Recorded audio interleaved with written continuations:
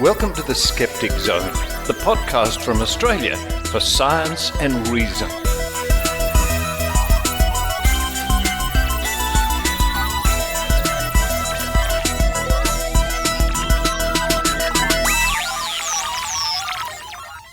Yes, it's the Skeptic Zone podcast, episode number 887 for the 5th of October, 2025. Richard Saunders coming to you from sunny Sydney, Australia. And much of Australia has now slipped into daylight saving time. Coming up on this week's show, shortly I'll get to the winners of the Australian Skeptics Awards for 2025. In fact, we'll cross over to Tim Mendham, who moments ago announced the winners at the Australian Skeptics National Convention. But before we do that, we look at divination, the art of divining the future, casting your eyes forward using all sorts of props, tea leaves, bones, maybe smoke from fires, tarot cards, whatever the case may be. What is divination? How does it seem to work? Find out at the top of the show. Following that, it's Skeptics in the Pub, where I interview Annie McCubbin from the Why Smart Women podcast. And joining us are Jessica Singer, the President of Australian Skeptics, Lara Benham, the Secretary of Australian Skeptics, and Sue Ieraci, the Mary Medico. And we cover all sorts of topics. Also, I catch up with pub goers Tom and Ian. Then to round off the show, it's part two of the Trove section looking at the word supernatural and skeptics.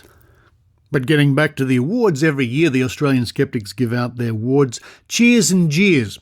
Cheers for good journalism, for example, and jeers in the form of the Ben Spoon Award. We cross now to Tim Mendham from the floor of the Australian Skeptics National Convention, Skepticon in Melbourne. Our job here is to present the annual Skeptics Awards, which are both good awards and bad awards. Start up with some good awards first. One of them is the Thornett Award for the Promotion of Reason, which is given to a member of the public, not necessarily a skeptic, for works in which they promote science, reason, rationality, and critical thinking. This includes a lovely certificate and a $2,000 prize. Right, and the award this year goes to Robin Williams of the ABC. Robin has just celebrated 50 years of the science show, which is pretty impressive in anyone's book. My wife and I were very thrilled to be there and to have a chat with him, commiserate for all those years, etc. And he was very pleased to receive this award, so I have told him about it. Okay, other awards are the Barry Williams Science Journalism Award. Barry was a former president and executive officer of Australian Skeptics. He was a known media tart. He would love getting on the media all the time and loved sort of confronting people. So he dealt with a lot of journalism. All of us promote the idea of good journalism as opposed to puffery, right? Journalism that actually does investigation of topics, especially topics in our purview, which is the areas of pseudoscience and the paranormal. There should be more journalists like that. Actually, it'd be great to see that every journalist like that. Obviously, we know that you watch the morning TV news programs, news in quotes, you always get the pet psychic who's brought in to perform magic tricks in front of a compliant audience.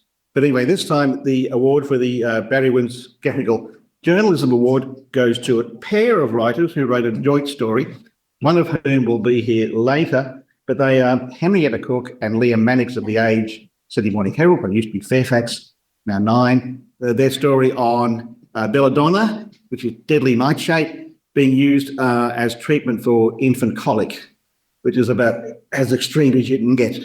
So we're happy to have Henrietta Cook here today. Do you want to come down? Down to breathing. Thank you so much. Okay. That award also has a $2,000 prize. Unfortunately, they'll have to split it because there's two of them. Then we come to a very popular Ben Spoon Award, which is issued every year and has been since 1982, except I think for 1988 when nothing happened. The Ben Spoon Award goes to the perpetrator of the most preposterous piece of paranormal and pseudoscientific piffle. If you can say that quickly, you're obviously been around for a while. It has in the past gone to all sorts of interesting people like Pete Evans. Paleo Pete is the only person who's actually won it twice. Because it's a Ben Spoon, he assumed it was a culinary award. He's obviously, though, in the pay of somebody. That other people, the ABC has won it, SBS has won it. Last year, I think it was, or the year before, the Cancer Council, WA, has won it. So we're pretty bold in who we give the award to. It's not just the loony fringes, it's actually people who should know better that it goes to. In this case, it's someone who doesn't know better. The nominations included this year were Ross Coulthard, the Walkley Award-winning journalist who has been predicting the amazing news about the revelations of UFOs every year for the last few years, that it's going to happen any day now. He keeps putting off that day. It's almost like a person who's predicting the end of the world. And he's happy about it, and he's just running on the publicity. He won it before. So we nominated again because he's a persistent sinner. Another person was Lucy Ora. That's not her real name, but she was someone who was using urine therapy to treat people. She's a urine therapist. It was mentioned here yesterday, that topic. And she used it, amongst other people, on her pet and on her son. And the pet was suffering from a tick bite, so she used urine on it. The dog died. And she used it on her son, on his eye. Fortunately, he didn't die, but it didn't do any good anyway. So she's one of those sort of fairly nutty alternative health people. And we have another one. The person who won this year has been banned from practicing in Australia for life, for any medical practice at all. Sort of person who would predict all sorts of alternative cures for diseases that either don't exist or that she totally misinterprets. Doesn't believe COVID exists. Anti-vaxxer, of course. Cancer is a fungus. All these things can be treated with alternative methods, some of which are absolutely loony, including, what have we got here? An investigation of blah, blah, blah. She's recommended that those with cancer should forego prescribed chemotherapy, instead using bicarbonate of soda, because it was good for cleaning carpets or something, to give infants unpasteurized goat's milk, various conspiracies. You can use grated potatoes to prevent tetanus. Use cayenne pepper. Pepper will heal stomach ulcers. Doesn't seem right. Sliced garlic placed on the sole of a baby's foot is more powerful than antibiotics. And chopped onions can treat pneumonia. And that we said last night that with all these vegetables there, she's obviously in the pay of the agriculture industry, what we call big pharma. That person is the very unwonderful Barbara O'Neill. Barbara O'Neill was a self-professed naturopath, no qualifications whatsoever. She had to spend a couple of months as a trainee psych nurse. She might have needed it, but she left that early. And after she got banned by the HCCC, the Healthcare Complaints Commission in New South Wales, she now spends her time travelling the world, often through Seventh-day Adventist churches and things like that. She always uses the power of God as part of her routine. She's a Seventh-day Adventist adherent, but all sorts of places around the world. She's probably what we regard as one of the exports we really didn't want to put out there. She's certainly not a good recommendation for Australia. But anyway, so she has been nominated in the past, but this time through persistent effort. The Bed Spoon Award for 2025 goes to Barbara O'Neill. Thank you, Tim Mendham. And what Tim forgot to mention there was that he himself, Tim Mendham, was the recipient of a Lifetime Achievement Award from the Australian Skeptics. Only 4 people have ever received that award, including Tim. So a very prestigious honour. Well-deserved, Tim. And an award for Hilda Mendham, who was the designer of the Skeptic magazine for many years. Congratulations to you both. Well deserved indeed. And I look forward to more Book of Tims, or Books of Tim, in the near future. Well, that's enough for me at the moment. It's time for me to run downstairs and have a fat pancake. Oh my goodness, fat well, drizzled with chocolate. Whew. While I do that, I hope you enjoy the Skeptic Zone.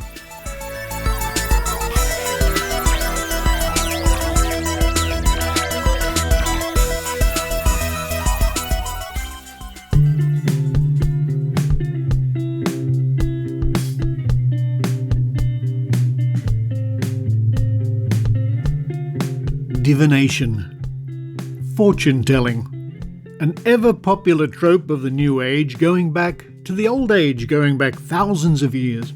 And later on, we'll be looking at some of the methodology employed over the decades, over the centuries, over the millennia to tell the future, to divine the future. Not to be necessarily confused with water divining, which is using rods or pendulums to detect underground water, also known as dowsing or water witching or doodlebugging. This is about foretelling future events. Now, as we discovered with the Great Australian Psychic Prediction Project, it does not appear that we can use any method, especially some of the ones we'll mention later on, to divine the future, to know what's coming. Now, I imagine the most famous diviner, the most famous fortune teller in history would probably be Nostradamus, and we've certainly looked at him quite a few times over the years of the Skeptic Zone. And you really don't hear about Nostradamus much anymore. He seems to be a fad that's faded, but never completely gone away.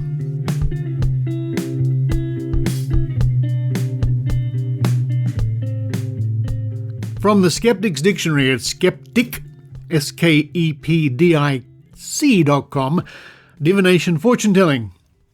Divination is the attempt to foretell the future or discover occult knowledge by interpreting omens or by using paranormal or supernatural powers.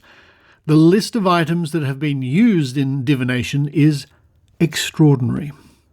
Many end in mancy, M-A-N-C-Y, from the ancient Greek mantia, divination, or scopy, S-C-O-P-Y, from the Greek scopin, to look, to behold.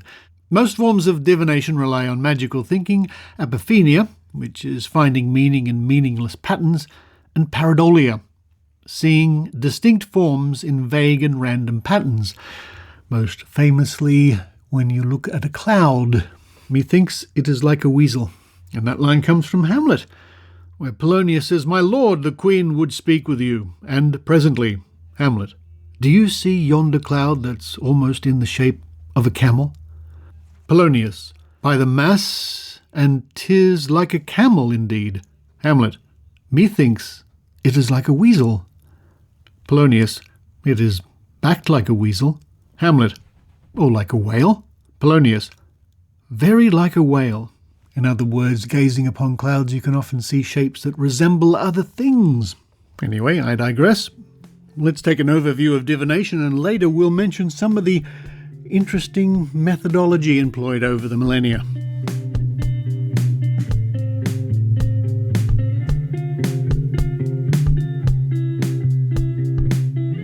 Divination, the practice of seeking knowledge of the future or hidden truths through supernatural means, has been a present feature in human culture across time and distance. In other words, practically in every culture, in fact I would have to say every culture all around the world, going back into history, from ancient Mesopotamia to modern astrology apps, humans, you and I, have long turned to omens, signs and rituals in an attempt to peer beyond the veil of uncertainty. What's coming next? I need to know. Wouldn't we all love to see into the future? Although I imagine that could be a double-edged sword. A skeptical view, however, reveals that while divination is fascinating from a societal and cultural point of view, its methodologies rest on, frankly, shaky foundations, relying more on psychology, chance and cultural aspects rather than genuine insight into the future. There are early forms of divination recorded back to Mesopotamia, for example, around the 3rd millennium BC. Babylonian priests practiced experticity, E-X-T-I-S-P-I-C-Y. There's a word for you, the inspection of animal entrails. Yes, particularly livers, to discern messages from the gods. In a similar sort of way, the Chinese practiced oracle bone divination during the Shang dynasty, and that was around 1600 to 1046 BC, which involved heating animal bones or shells until they cracked, then reading the fractures as messages from ancestors. These practices show that divination was not simply entertainment, but deeply embedded in statecraft and religion, influencing political and military decisions. And we hear stories throughout history of emperors and kings and so on seeking the information of various fortune tellers, good omens, etc. I think there are examples from the reign of many English monarchs. Elizabeth I comes to mind. Now, being a fortune teller for a powerful ruler could be a little bit of a dangerous job, especially if you foretold fortune in the upcoming battle and the battle was lost. In the case of the cracks in bones and shells, it's easy to see that the randomness of these patterns could allow for interpretation, like the randomness of tea leaves, for example, or the randomness of entrails. In other cultures, such as ancient Greece and ancient Rome, divination became highly institutionalized. The Greeks consulted the Oracle of Delphi, where a priestess would deliver cryptic messages supposedly inspired by Apollo. Now, later on during the Middle Ages, in Christian Europe, fortune-telling, divination was condemned as superstition or heresy, but some popular practice still endured. Astrology in particular maintained a strong hold on European life. The Renaissance scholars such as Nostradamus became famous for their prophetic quatrains, little verses steeped in mystery, while even serious people like Johannes Kepler dabbled in astrology despite their scientific credentials. And we forgive a certain amount of incredulity because it was a long time ago and humans were still experimenting, learning. It was during this time that many different methodologies was being employed. Palmistry, the reading of one's hand lines or flexation creases, as they are known, became widespread, as did geomancy, in which patterns made by tossing sand or pebbles were interpreted. Now just give me a moment, unless you're driving. Open your hand, your right or left hand, and just look at the palm and see the creases that palmists use to divine the future. Now I want you to slowly close your hand to make a fist very slowly. You see how your flesh on your hand creases along those lines. Those lines have been evolved. They're also in other great apes in order for us to flex and crease our hand. However, you can see the appeal of using something so personal, so attached to you, and a little bit random. No two palm prints are the same, in order for some people to claim that they can read your future. Tarot cards, initially were used for games in Italy, were repurposed as tools for fortune-telling in the late Renaissance, and they are one of the most popular, if not the most popular, methodology used today in the modern New Age industry, the multi-billion-dollar industry that is the New Age, in order to tell your future. Despite the rise of scientific rationalism in the Enlightenment and the modern skeptical movement, divination is still with us. The aforementioned tarot cards remain popular, astrology remains very popular, and now is widely accessible through even smartphone applications. Although things like crystal balls and tea leaf reading or even coffee reading has taken a back seat. Skeptical investigation shows that the continued appeal of divination does not rest on its accuracy, but more on psychological mechanisms. The Benham effect, the tendency to accept vague general statements as personally meaningful, explains why horoscopes and fortune readings resonate with some people. Confirmation bias also plays a role. Individuals remember hits and forget misses, reinforcing belief in the method. Additionally, it could be argued that divination often functions as a form of therapy, providing reassurance, structure, and a sense of control in uncertain times, and all of us during the course of our life will have uncertain times. Now, harking back to the Skeptics Dictionary, it gives us a list of some of the methodology used over the millennia for divination. Now, you'll forgive me if I get some of these wrong, There are lots of mancies and ologies here, and I won't mention them all. It's quite a long list. You can see that for yourself. I'll add a link in the show notes. What do we have here? Aromancy, according to this, divination by examining what the air does to certain things. Maybe you could release a lot of balloons, I don't know. Alphatitomancy, I hope that's pronounced correctly, dropping barley cakes in water and interpreting the result. Anthropomancy, divination by interpreting the organs of newly sacrificed humans. I'm glad that one's not popular anymore. Arithmancy, divination by numbers, sort of like numerology, I guess. Astraglomancy, using knuckles marked with letters of the alphabet. Astrology, divining the future from the stars, of course, stars and planets. Axinomancy, divination by hatchet, interpreting the quiver when whacked into a table. Another popular one, I'm sure. Bellomancy, divination by arrows. Botomancy, not bottom, but divination by herbs, as in botany. Capnomancy, divination by smoke of an altar or sacrificial incense. And skipping through some of these because there are so many. Chrominomancy, divination by onions. I wonder how that works. Crystallomancy, divination by crystals. I wonder if that has something to do with crystal balls. Gyromancy, here's one. Divination by walking around a circle of letters until dizzy, and one falls down on the letters or in the direction to take.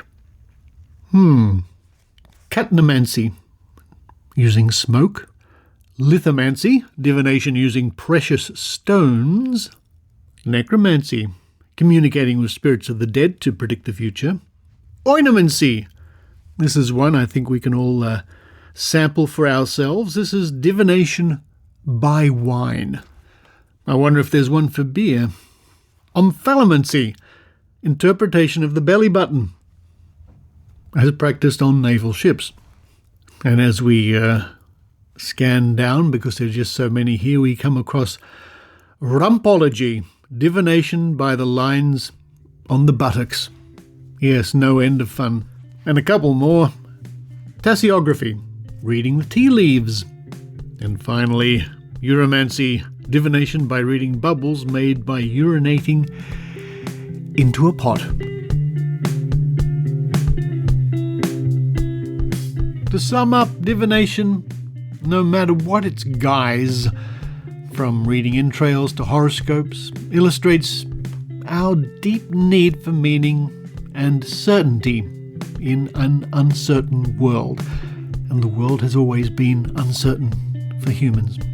Its methods, though diverse, rely on randomness, symbolism, and interpretive flexibility, rather than genuine foresight.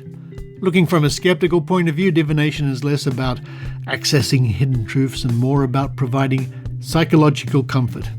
Its endurance is a testimony not to its accuracy, but to the enduring human desire to find patterns even when none exist.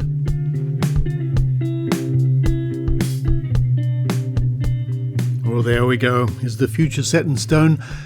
Yeah, probably. I mean, there are various theories of the way that time and space works, where some people look at the entire history of everything as like a movie. So we don't know what the next frame or the next minute is, but it is already there, so to speak. Now, if that's the case, that's all very interesting. But as of yet, we have discovered no way, especially using magical thinking or paranormal supernatural claims, to peer into the next frame, the next minute, to see what will happen, even if it is a foregone conclusion. But once again, would we want to know what's coming up next? If we did, we would surely take advantage of it, but then so would everybody else. If you knew what stocks were going to boom, everybody would know what stocks were going to boom, one would think. No matter how we wish that was the case, that we could peer into the future, that's not how things work. How can I be so sure? Well, a fortune teller told me.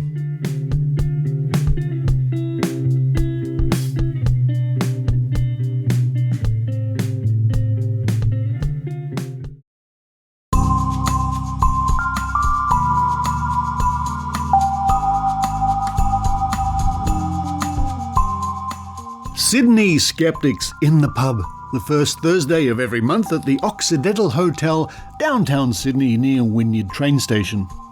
This month, Secretary of Australian Skeptics Lara Benham and I gave a talk that we gave on the amazing Skeptoid adventure to the Bermuda Triangle. Lara spoke about sea myths, a very interesting talk, very funny, and I spoke about sea monsters, what lurks below the water. But before the evening got underway, I took the opportunity to interview Annie McCubbin from the Why Smart Women podcast. And joining me around the table was the Secretary of Australian Skeptics, Lara Benham herself, the President of Australian Skeptics, Jessica Singer, and our great friend, Sue Ieraci. Annie McCubbin, why smart women? Yeah, why do we make so many mistakes and why do we buy so many products that actually don't work for us? And why do we engage in pseudoscience when it is not to our benefit? I think that's the point. And is that what really was the inspiration for your podcast, which we advertise quite heavily on the Skeptic Zone, I must say. I was listening to your podcast and then the music came on and I was like, hang on, that music sounds really familiar. And it was my podcast music and my voice. So I was very pleased. Well, I chop up your promos and put them here. I did some good promos this week actually, talking about Tylenol. Yeah, and autism. Yeah, I went for that. And today I also went for the notion of self-love is just really annoying and and unattainable, don't you think? Like, do you love yourself, Richard? Well, I'll leave that for others to comment on. But it's Lara Benham. No, she doesn't. Lara? Yes? Lara, do you love yourself? No, I was going to say I think Richard does. Oh, thank you, Lara. Do you love yourself? I just find, notions like, self-love just really annoying. And what I said was drop it because it's just one more thing we can't get right and just go for liking yourself a little bit sometimes. Yeah, it's probably sound advice. Don't you think? You're told things like, if you can't love yourself, then nobody else can. And the number of times that has kept me away from wanting to date or something, at times in my life.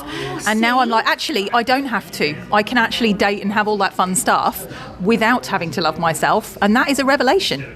I'm so happy to hear that because, we're all wildly flawed, right? Yes. Right? Oh, yes. Riddled with flaws. So, and people's... Richard, okay. I've got more flaws than the Hilton, I tell you. Okay. And yet people still are in relationship with us and quite like us and sometimes love us. So it's rubbish, right, that we have to love ourselves before we can have a relationship. It's just more chance to sell retreats where you can go do yoga, have a crystal healing, don't you think? Raise your vibrations and manifest a partner, all of which is never going to happen.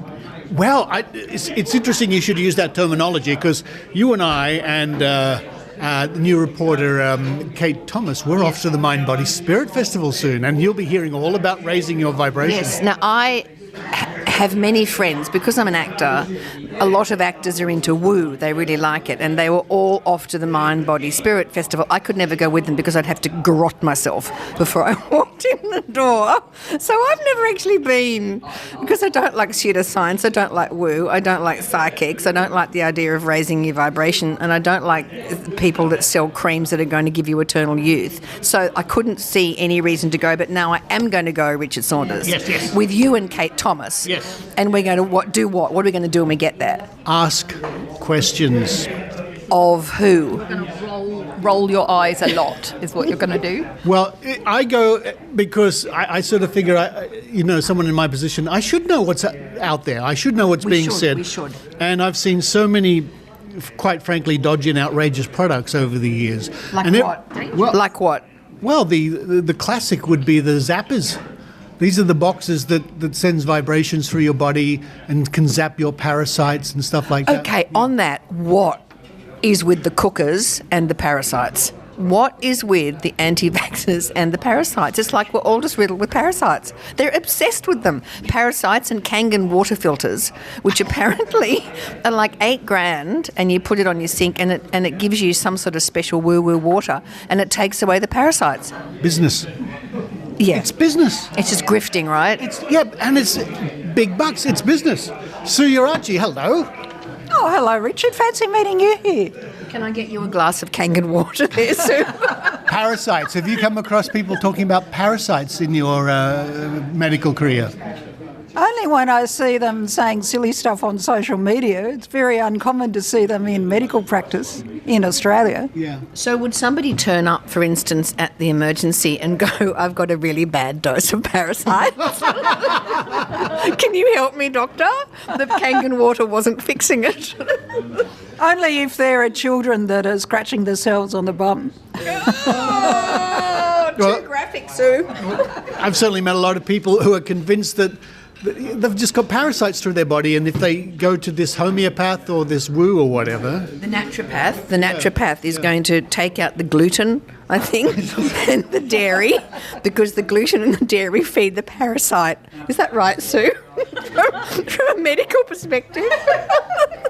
I don't know about that, but when I make bread, I put extra gluten just for good measure. Sue, you're probably riddled with parasites. I thought you were about to say you put in extra parasites for good measure. But getting back to your podcast, how long has your podcast been out there now? Not as long as yours, because yours is up to what, episode 895,000 or something, isn't it? 50 years, at least mine, yes. Yeah. I've been going for a year.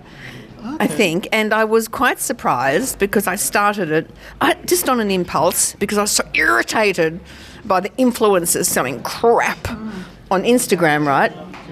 So I started it, and also I'd already written the books. And then to my surprise, it's all over the world. I've got people in Japan and America and Canada, and I've got people in Africa and Indonesia and Burwood. And I have people in Burwood. Burwood. Exotic Burwood, which is amazing. I feel like I've got a lot of reach there. Do you have a parasite you'd like to talk about, Lara? No, I don't. No. Not that I'm aware of. So that's why I started it. It's as I'm doing my best with other very good people like yourself, Richard, and we do our best to try and debunk nonsense, because I think at the moment we are in a dire emergency with what's going on in the world, with what is going on about the disinformation around health. You know, the Trump administration coming out and being pretty much anti-vax, which they are, aren't they? And then coming out and saying don't take Tylenol because it'll give you autism. Also, what is wrong with people that are on the spectrum? And that's a terrible thing to say anyway. Like, leave them alone. If we didn't have people on the spectrum, nothing ever would have been done. It's true. We wouldn't have Tylenol. She's actually true.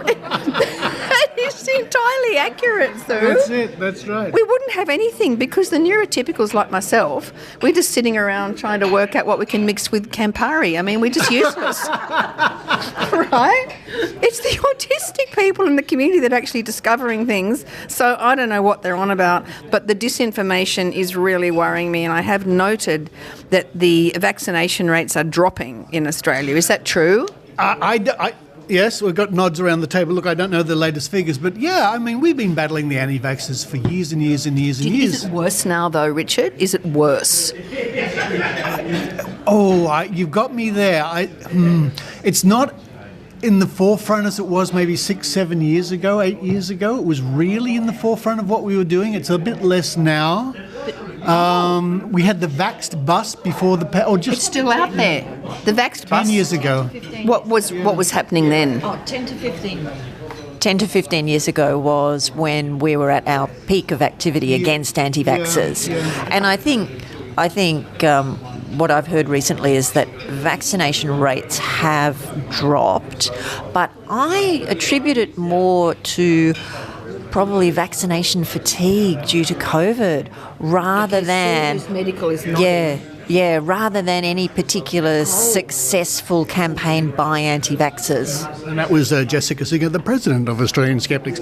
But we were talking about the anti-vaxxers before we started recording, and I've got lots of files I can share with you. And you call them cookers. I love that term. Oh, well, that's because of the snarky gherkin, who is a very big debunker on Facebook. He does a really, really good job. And they do call them the cookers because they're cooked. They're cooked. Yeah. And they're vociferous and they're loud and they tell a whole lot of lies. And now they seem to have, the anti-vaxxer cookers seem to have moved to the extreme right and are now somehow very unhappy about mass immigration, which is not right. It's just all wrong. It's just rubbish. They just have to hate on something, which is now brown people. It's disgusting. Yeah. Good grief. Yeah. Where can people, and folks, if you listen to the Why Smart Women podcast, you get more of this and some fabulous guests you've had on, like our friend Karen Biggersma was on your show a couple of times, I think. I had Karen on, and she had a very, very fascinating and quite grueling story about domestic abuse. Yeah. She's incredibly heroic, isn't she? And so articulate. And her story, I think, the thing about domestic abuse, do they still call it domestic abuse? Because I don't think they should. It's just abuse. Is that it's so ordinary. I think it's just so ordinary, and her story was so ordinary and so devastating. And the idea that we can remain, that it's not going to happen to someone we know or love is not true. I think it can happen to anybody. So she was fabulous. I've had fabulous guests. I've had Ben Radford on. Ben Radford? There's a good I had guest. Susan Gerbic on. Susan Gerbic, yes, indeed. Who knocked the bejesus out of the psychics. I love her. She was great. She did a cold read on me. Or was it a hot read, Richard? Which is the one? Cold read. And what does a cold read do?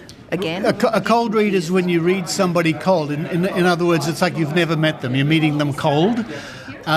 There's lots of different ways to do it. A hot reading is when you actually have some inside information about somebody and you pretend that you're getting this through psychic means.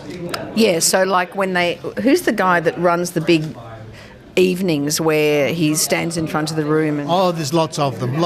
There are lots in this country. There's big international ones. John Edward is probably... although his star faded many years ago, he's still out there doing his stuff. And what they actually get his people, they circulate through the foyer, don't they, and try and listen to people. Well, him exactly, I don't know, but it has been known in the past with some of them. Yeah. Anyway, these are the sort of interesting topics and guests you will hear when you listen to the Why Smart Women podcast. Where can people go to hear that? Anywhere that you listen to your podcasts. Thank you so much, Richard, for interviewing me, and I'm so happy to be here at Skeptics in the Pub. The first Thursday, is it not? It is. Of every month here in Sydney at the Occidental Hotel. I highly recommend it because you can talk to other people that don't believe in crap.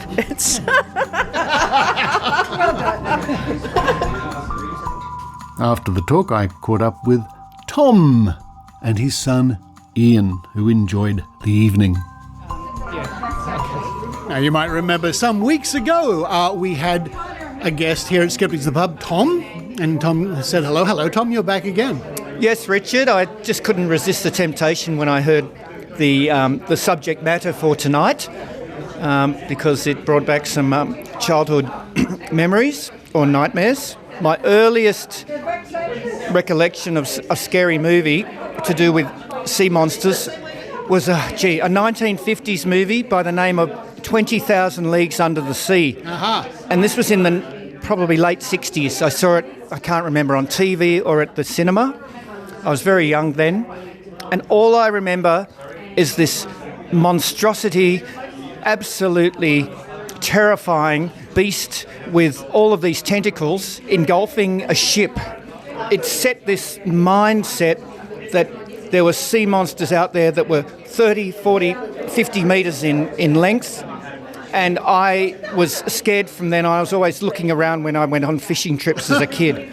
Many years later, though, I saw actual photos of what was called a giant squid or a giant octopus no more than about 10 metres, and it just disappointed the myth that I had carried for so many years. Oh, well, never mind.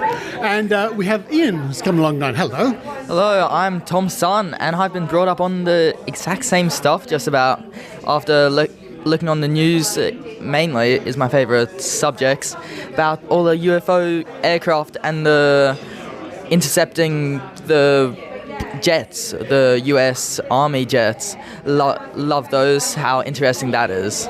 And but trying to find out truth, yeah. Oh, it's one of the great evergreens of skepticism, because this has been going on for, well, over 70 years now. They've been saying that the UFOs are here, the Navy, well, I'm talking about the Air Force have secrets, you know. And I remember when I was a kid, even younger than you, thinking that, oh, wow, there's UFOs everywhere and where are the aliens? And all these years later, it's like, well, come on, where are they? Just trying to find them, and with Trump in power and all the movies that you see, who knows what they're hiding out there. I shudder to think. Perhaps with Trump in power, all hell has already broken loose. Well, we're just waiting for our alien overlords to take control. I think that's the next stage. Yep. But don't be too disappointed if you're looking back in 40 or 50 years and the aliens still haven't come. Just don't be too disappointed. A bit of a shame if they don't, but be interesting if they do. It would indeed. Well, listen, Ian and Tom, great to see you here at Skeptics in the Pub, and hope to see you back here again. Thanks. Thank you. It's an absolute pleasure to be here, and just remember, the truth is out there. I believe it to be true. Sydney Skeptics in the Pub, the first Thursday of every month at the Occidental Hotel, downtown Sydney.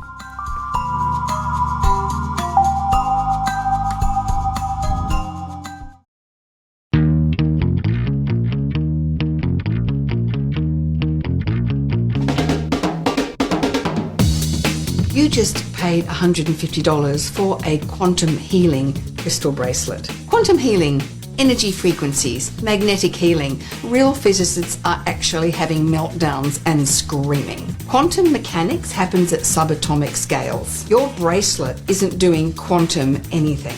There's no energy field around your body that crystals can balance. That's not how energy works. Or crystals, or in fact bodies. If magnets can heal you, then every MRI machine would be like a miracle cure. These products do one thing and one thing only. They transfer money from your bank account to theirs. To avoid being led up the crystal healing garden path, listen to me, Annie McCubbin, on the Why Smart Women podcast. See ya.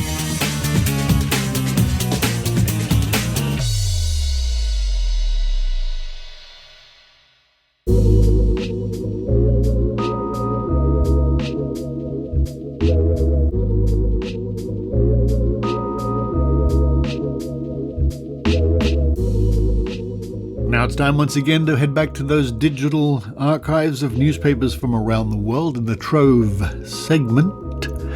Last week, I'm sure you will remember, we were looking at the terms supernatural and skeptic, and I left you hanging on the edge of your seat. Well, unless you went to look it up, I don't know. With an excerpt from the Tuscaloosa News, dated the 1st of April, how appropriate, 1990. So let's continue with this theme of supernatural and skeptic and read on. Skeptics organised, but New Agers and Dowsers relaxed, by Joe Earl, Cox News Service, Atlanta. Keith Parson jokes about psychics. Quote, what do two psychics say to each other in the morning? Hi, you're fine. How am I? End quote. But the president of the Georgia Skeptics doesn't think they're really all that funny. Nor, he says, are the astrologers, the creationists, the crystal sellers, and other promoters of various kinds of New Age mysticism who, these days, can crop up anywhere from the White House to college campuses to the outer limits of cable TV. Quote, it just strikes me as a terrible commentary on the level of science education in this country that so many people find themselves so easily gulled, end quote, the Berry College philosopher teacher said. So Parsons and a few dozen fellow academics, engineers, doctors and science buffs have banded together as the Skeptics, an organisation intended to promote rational thought and to look critically at the strange doings around the fringes of science. Quote, "We're attempting to sort of balance things out," end quote, Parsons said. Quote, "I don't see us as a knight on a white horse trying to slay the dragon of unreason. I see us as providing balance," end quote. To do that, skeptics have quizzed psychics on Atlanta TV shows, have publicly debated scientific creationists, have written letters to the newspaper decrying astrology in the White House, and asking that the daily astrology column be marked as merely a source of amusement.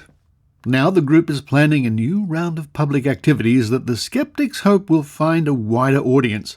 In early April, members will operate a booth at the Atlanta Convention of Science Teachers for the National Skeptics Group, the Committee for the Scientific Investigation of Claims of the Paranormal, based in Buffalo, New York. Georgia skeptics hope their fledgling organisation, which started 2 years ago with 7 people and now claims about 50, will soon be organised well enough to begin staging public tests of psychic or supernatural claims. Quote, "It's easy to find astrologers or psychics. They're in the phone book," end quote, said Keith Blanton, an Alpharetta engineer who was one of the founding members of the Georgia group, one of about 38 such groups across the country. Quote, "But who do you turn to for the other side?" End quote. Several Atlanta area New Agers say they welcome a skeptical look. Quote, "People need to be skeptical when they come into all this New Age stuff," end quote, said Rochelle Haig Blair, head of the Roswell-based Center of New Age Alternatives. Quote, "People need to have an open mind, but not let their brains fall out," end quote. John Forwald of the First Georgia Dowsers agrees that, quote, "There's a lot of phony baloney that goes on in the area of psychic phenomenon," end quote, and invites the skeptics to drop in on the Dowsers. Quote, "We'll be glad to have 'em," end quote, said Forwald. Quote, "They can ask questions and act haunty and turn red in the cheeks, and we don't care. I'll put a pendulum in their hands and we'll teach 'em how to be a dowser. That'll make a believer out of them. You got a bunch of skeptics? You can send them over here and I'll de-skeptic them," end quote. Now, if I had a time machine right now, I'd jump back to April 1990 and go along and learn how to dowse in Georgia. Now, here's something interesting from the Kentucky New Era, dated the 18th of December 1993. TV series explores world of the paranormal. And we touched upon this briefly last week, I think. And here's a quote from Chris Carter, the producer. "I have this coy answer when people say, 'Are there X-Files?' I say, 'I don't know if there are, but I don't know if there aren't.'" Yes, this is all about the X-Files, so why not? And this is a story by Jackie Hyman from the Associated Press. Los Angeles, Associated Press. Ever wonder how or even if the FBI handles cases that involve the paranormal or alien abductions?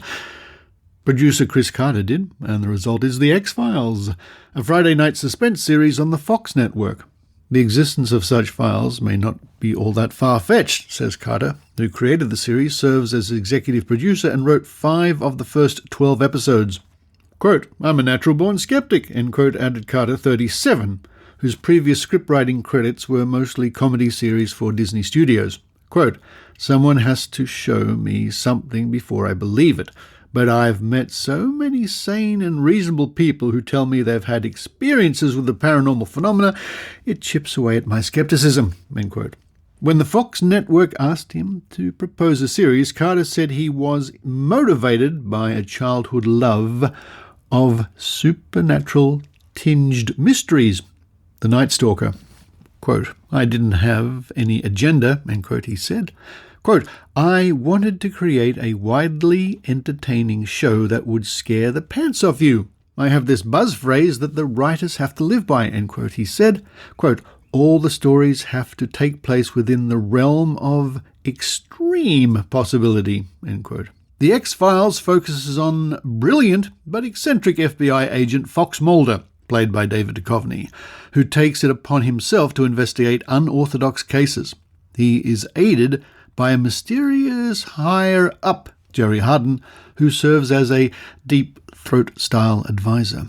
Mulder's superiors assign a skeptical agent with a medical degree, Dana Scully, Gillian Anderson, to keep tabs on him and debunk his theories.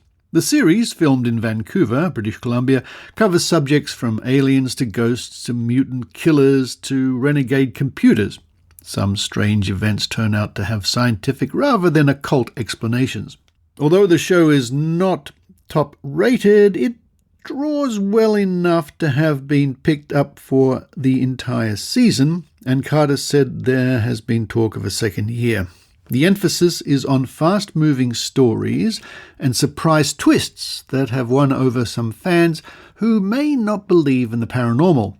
Quote, "I think we're just telling good stories in the suspense genre," end quote, Carter said. Quote, "The comment I get a lot is, 'This isn't something I would normally be interested in, but I love your show,' end quote." One recurring theme is selective actions by undisclosed government agencies, possibly the military or the National Security Council, that interfere with Mulder and Scully's investigations. Quote, "I love the idea, and I think that it has certain romance," end quote, Carter said. Quote, "That was the thing that was really surprising in my research, and the tests of the pilot episode was how pervasive the belief is that the government acts in secretive ways," end quote. He said he and his staff do their own research rather than employing consultants. The real FBI provided information on procedures and protocols, but is not involved with the production. Quote, "We get the most amazing mail," end quote, Carter said. Quote, "We get letters from at least 2 electronic bulletin boards," 1993 bulletin boards, oh yes. "So we get immediate feedback. It's valuable stuff. I'll say that 95% of it is wildly positive," end quote. Despite its subject matter, The X-Files tries to avoid graphic violence and victimization of women, he said.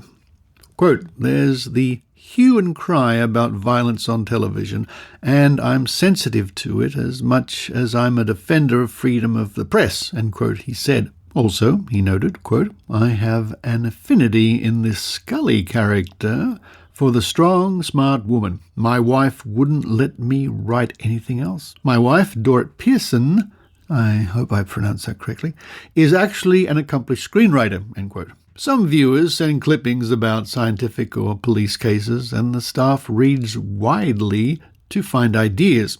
Carter said he came across testimony by a survivor of mass murderer Jeffrey Dahmer that echoed an episode about a mutant killer who could change his shape.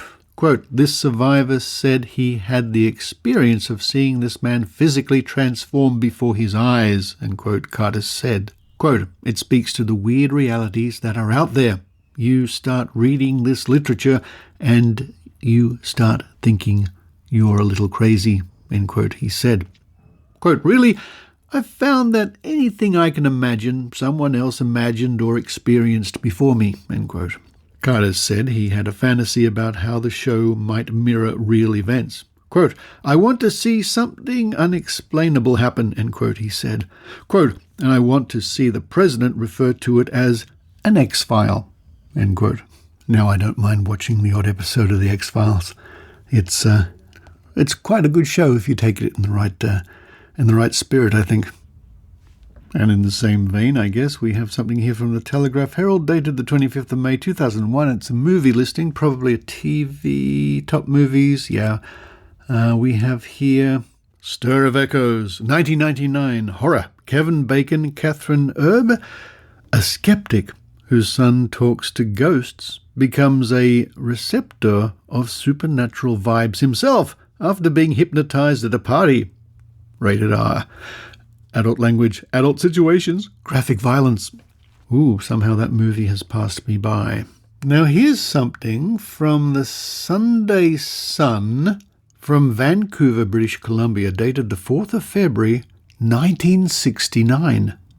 And as a side note, I was living in Canada when this was published in Saskatchewan. Hello to all my Canadian listeners and the loons from Canada, of course. And the headline is Studies Phenomena from Spooks to ESP by Gay Pauley. New York.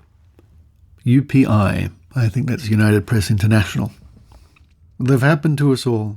The knowing who will be on the phone before you answer it. Having a premonition something terrible is going to happen at the exact time it actually does happen to someone else. The feeling that you've been there before, lived this experience right down to the last detail before. What causes these phenomena and the others that you can't explain. Scientists and others interested in the subject are doing much delving and experimenting. And a woman author who's done research on everything from ghosts to ESP, extrasensory perception, hazards some guesses on why man is so interested in the subconscious, the supernatural, is fascinated with the occult. Quote, a lot of it, I think, is man's longing for immortality, end quote, says Mrs. Florence Engel Randall. Quote, the longing for something more spiritual in this scientific age. People are so tired of the constant turmoil, man versus man, generation versus generations, black versus white, end quote. Mrs. Randall is more investigator than confirmed believer, however. Quote, I am not the type to go to a seance with a wide-opened mouth, end quote. Yet she admits, quote, there are things I can't explain. You can't explain. There must be a sixth sense. I remember the morning my father-in-law died suddenly. I woke with a start at 5:45. I asked myself what had awakened me. The phone hadn't rung. When it did, it was with the bad news, end quote. Believer. Quote, spiritualists will tell you that when a spirit passes, there is a great burst of psychic energy affecting us. I'm a skeptic, end quote. Mrs. Randall continues, quote, and we all know there are charlatans who claim to contact the deceased to penetrate the unknown. But you take a group of any 10 people and you'll find one who's had a strange experience he can't explain. Look at Bishop Pike communicating with his dead son, end quote. I'm not familiar with the story of Bishop Pike. Whether that's a first name or the name of a bishop, I'm not sure. Supernatural. What got Mrs. Randall into researching the supernatural was her new novel, The Place of Sapphires, Harcourt, Brace and World, in which one of the characters is a ghost. Quote, you can't just open the door and have a ghost walk in, end quote, she said, in explanation of why she researched thoroughly. Quote, I took so many books on the supernatural out from the public library, I thought the librarian might think it strange. One day I mentioned this to her, and she said, oh, I don't think anything about it. I believe in ghosts, end quote. Mrs. Randall, a slim, vivacious brunette, is married to a shoe manufacturer's sales representative and lives in Great Neck, New York. The couple have 3 children and an infant grandchild. To live in an age which we demand that everything have a logic, an explanation, quote, takes some of the magic out of living, end quote, she says. Quote, we aren't permitted to have miracles today, end quote. She even has her own wiki page. Florence Engel Randall, 1917 to 1997, was an American author. Over the course of her career, Randall authored 5 novels and penned more than 100 short stories.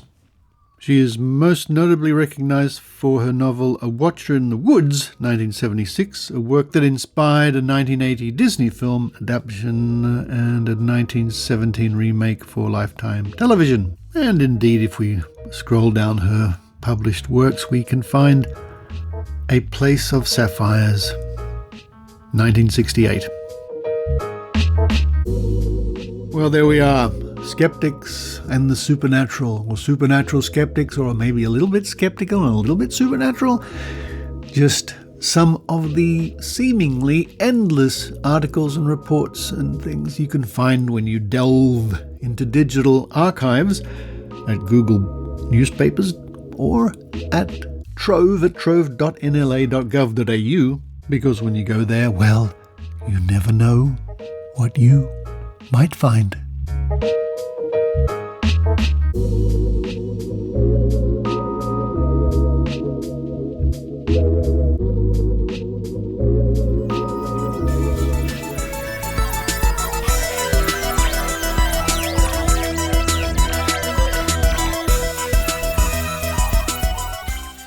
Thank you for listening to the Skeptic Zone podcast this week, and thank you to those people who help the Skeptic Zone via PayPal or Patreon at skepticzone.tv, and those people who chip in a bit more every now and then via donations.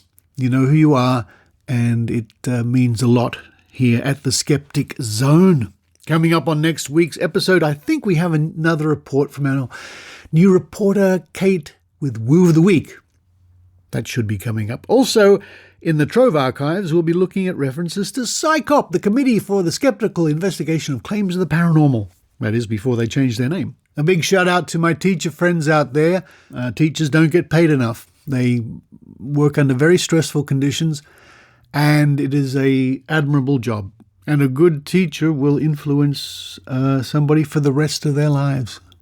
I speak from experience. I had a couple of teachers who I still remember to this very day. Exceptional people who really inspired learning. And on that note, signing off from Sydney, Australia, this is Richard Saunders.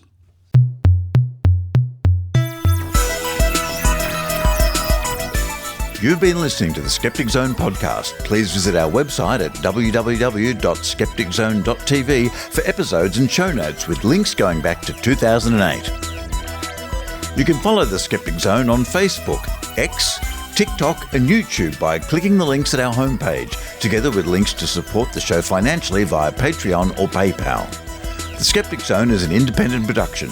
The views and opinions expressed by our guests are not necessarily those of the Skeptic Zone podcast or any other skeptical organisation.